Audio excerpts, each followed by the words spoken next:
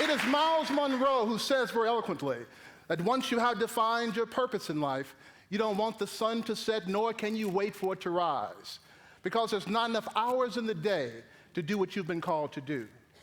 I'm a blessed man for many reasons, but more so I know my purpose. Not my job, not my title, but my purpose. And my purpose is to assist individuals economically, particularly those of African descent, with an emphasis in technology. You see, I believe that technology is empowering. I believe that technology is liberating. I'm a nerd with swag. My premise is this: how do we make technology sexy, intellectual, cool, and hip for African Americans? And how do we concurrently make sure that the technology infrastructure embraces technology so that we all have access? That doesn't happen just for African Americans, but our entire global economy. Statistically, I'm not supposed to be here. I'm an African American male born and raised in North St. Louis. I'm supposed to be a part of the prison and penal system. I'm supposed to be a part of the double-digit unemployment. I'm supposed to be a part of low wages, but I came from a very loving family who fed me spiritually, physically, and mentally, and told me if I was smart and if I worked hard, that I could be successful, and I believed them. I also believed my teacher, Miss Reed, in the 6th grade, that said that technology is the wave of the future, and if you work hard and if you're smart, you'll be successful, and I believed her too. So fast forward, public school, state college, a career in technology, being able to transfer military technology to commercialization, being able to testify in front of Congress on financing technology, helping create an urban technology park, and ultimately being able to be appointed to the White House Task Force on Economic Conversion. I could not wait to call my mother and tell her nurturing has assisted me going from North St. Louis to the White House. And I called her, my loving mother, and I said, "Mom, I just had lunch with the President of the United States, with some of the top economists in the country." And in her loving mother tone, she said, "Baby, that's fine, but did they feed you good?" Walk with me through the historical perspective of African Americans in technology. In 1944, an incident happened that will forever change the relationship of African Americans in technology. What happened? The invention of a mechanical cotton picking machine. That technology wiped out thousands of jobs of African Americans. We couldn't own the technology, so we were labor-oriented. So when the technology happened, we lost our jobs. And that inverse relationship would always happen as we move forward. Next, we go to the Great Northern Migration, when African Americans moved from the South to the North for a better way of life. They worked in factories such as Ford, Chrysler, General Motors. Even moved to some of the county organizations, such as Bell Fountain, Florissant, and even Ferguson. But what happened when technology came? Those factories closed. We lost jobs. Again, we were displaced for technology. And then you had generations who never saw a collective family, who never saw skill sets, who weren't able to provide for themselves. So we lost a generation. And then last year, Mike Brown was killed by technology. August 9, 2014, a sad situation. And technology shared with the world by 3.5 million tweets of the injustices of our country.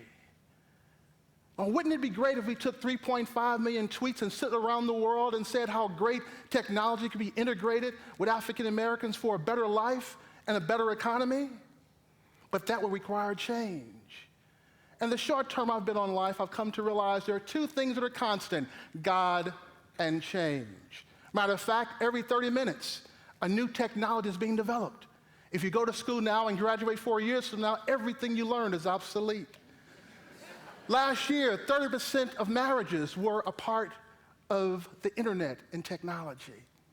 We reflect every 100 years. From 1890, we went from an agricultural economy to a manufacturing economy. In 1990, we went from a manufacturing economy to a technology economy, to a knowledge economy.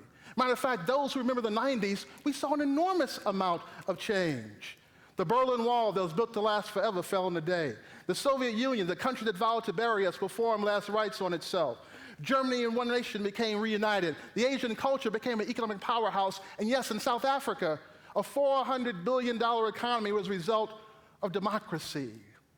But did we really change? Let's look at the epicenter of technology, Silicon Valley, where billions are made. Disruption is a way of life. Great minds come together to change the world, and you would think that change happened in Silicon Valley. It would have a great amount of diversity. However, for the last 15 years, community activists went to Silicon Valley to ask them what their EEOC numbers were. How could this technology revolution be a part of the minority culture? For 15 years, they asked to share their numbers. They even told the judges that it was a trade secret.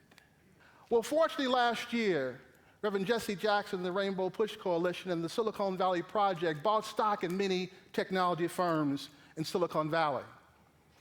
And they released their numbers, starting with Google last June, then Facebook, then Twitter. And I'm sad to say, and disheartened, that when they released the numbers, only 1% of African Americans are in Silicon Valley, which is the epicenter of technology. How can we do this in 2015? The question is this 1965 Selma or 2015 United States of America? We see that the hiring practices are dismal. 53% white, 41% Asian, 4% Hispanic, and 1% African American. Now, I'm an economist. I study the distribution, production, and consumption of products and the relationship between them. I also look at supply and demand, and more so return on investment. So tell me, how can a culture who contributes $1 trillion to the economy can only be 1% of the technology infrastructure? Is that truly return on investment? However, this is not a social issue. It's an economic issue. And diversity is profitable. Companies that have members and employees that reflect their consumers are more profitable. Companies that have a social responsible investing strategy, stocks rise because they understand their consumer. Let me share with you one story on diversity in Silicon Valley. I happen to be fortunate to sit at a meeting with the president of Intel at a fireside chat. And he talked about how great Intel is in their engineering efforts. But science and technology and math, they're very strong in that area. Matter of fact, he said their new growth area is going to be in fashion technology, clothing, eyeglasses, and watches. So they decided they're going to create a computer watch. And in doing that, how can we make it not cumbersome to be able to charge the phone or the watch? These 5 middle-aged Caucasian engineers didn't really have much about fashion faux pas. However, tried to come up with a solution to solve this problem, and they couldn't. But in walks an African-American female engineer, and she says, it's simple. A watch is jewelry. And at night, I take my jewelry and I drop it in a bowl. All you have to do is create a bowl that will charge the watch phone. Hence was created the smart bowl. Now, that one diverse idea that was able to come to the table changed economically the company. Not just a social issue, it changed economically. So how many ideas from African Americans that don't make it to the table? How many ideas that don't make it because I wasn't a part of the Stanford infrastructure? I wasn't a part of the fraternity. How many ideas that we never take and be able to assist us, and they end up in the cemetery, dream deferred, because I was told that the cemetery is one of the most wealthiest places on earth, because those dreams never got a chance to make it. In economic development, we talk about smokestack chasing. In economic gardening, we grow what we have in our assets. So how do we move this forward? Let's come to St. Louis, the gateway of the West, the 250th anniversary of our birth. How do we change this infrastructure? What are we doing now? We're converting ourselves to a tech hub. Forbes magazine, Fortune, so many organizations are saying we're a great technology hub. We have founders that come out of St. Louis. Square, Twitter, Locker Dome, Earbuds, a wide variety of technology firms. Matter of fact, we have a great tech ecosystem. We have technology firms, financial firms, accelerators, even I-10. But more importantly, when we look at this tech system of all the great things we have here, we don't want to repeat the same mistake that others have, because there's only one organization up there that's African American, Harris Stowe. So how do we change the model that others have done and move to a new agenda? We have an opportunity in St. Louis to close the digital divide. We have an opportunity to close the Delmar-Skinker divide. Either we all win or we all lose. That is a choice. So the question is, African Americans in technology, do you have exclusion or empowerment? And if we don't make this change, we will flip the coin high in the world and have the problems on the other side of St. Louis. And that is number 3 in crime, number 1 in producing lowest wage jobs, murders increase, tourism is detracted, and we lose. But we cannot afford to lose as a city that reinvents itself. So how do we move forward? St. Louis has a very unique opportunity that no other city has in this country. We have a direct correlation between African Americans and technology that no other city has in this country. We have a past, a present, and a future. Starting with our past, Roy Clay, the black godfather of Silicon Valley, who went to Silicon Valley in the late 50s, recruited by Hewlett-Packard brothers in 1965. And in 1966, when Bill Gates and Steve Jobs were in diapers, he created the first mini computer. He went on to help invest in technology, went on to create his own company, and became the first vice mayor of Silicon Valley, Palo Alto. Roy Clay from St. Louis by way of Kinloch. Presently, the largest black business in the country hails right here in St. Louis. Dave Stewart with Worldwide Technology, $6.5 billion in revenue, 6,500 employees. How can that affect the economy, both locally and nationally? And the future. Jalen Bledsoe, 16 years old. He started his company 3 years ago, a Hazelwood West student, with 120 employees now, 3 years later, and $3 million in revenue. We have a future. I believe that vision is so important. My vision is to integrate African Americans in technology. How do we move forward? There are national models in place that we can duplicate. 3 areas: sports and entertainment, education, and minority tech firms. The first is sports and entertainment. We know that sports and entertainment has an influence around the globe. What if we showed urban kids that their rappers and their sports figures were interested and integrated into technology? Well, if you didn't know, Dr. Dre took some throwback earphones from the 70s, integrated streaming, and created Beats, and sold their company to Apple for $3.5 billion. Carmelo Anthony, an athlete, basketball, created a technology equity fund to move his agenda forward. Nas, a very eloquent rapper, didn't invest just in 10 companies, not 20, but invested in 40 technology firms. This trend of athletes and entertainers into technology can help us move forward. Second, education.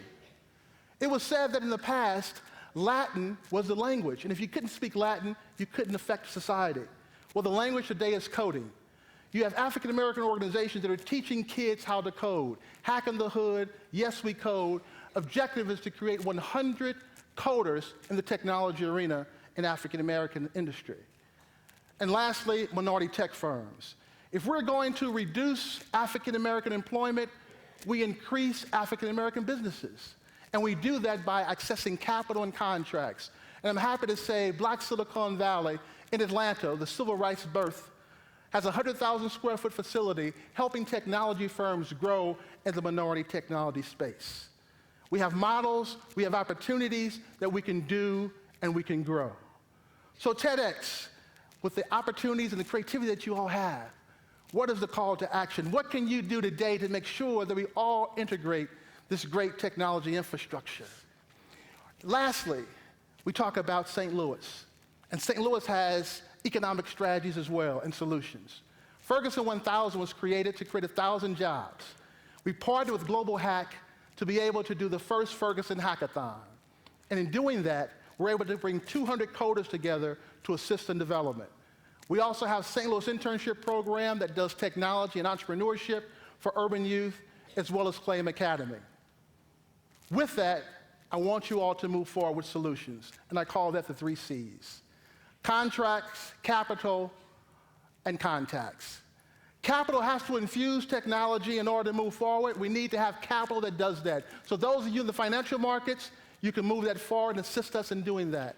And contracts help corporations be able to grow minority tech firms. And lastly, contacts. Life is based on relationships. How many authentic friends you have that are different than you, that you pull into your space to move forward? We were born to date, and we die to date. And how do you make that dash significant? We are all better if we're able to improve ourselves and have access to all the things that our country offers. So I said very eloquently, be the best you can be and society benefits. Russell Simmons said it very easy in his book, Do You. Mark Twain said, 2 days are important in our life. The day we were born and the day we were found. The day you find out why. Pharrell said, clap your hands if you believe that happiness is the truth.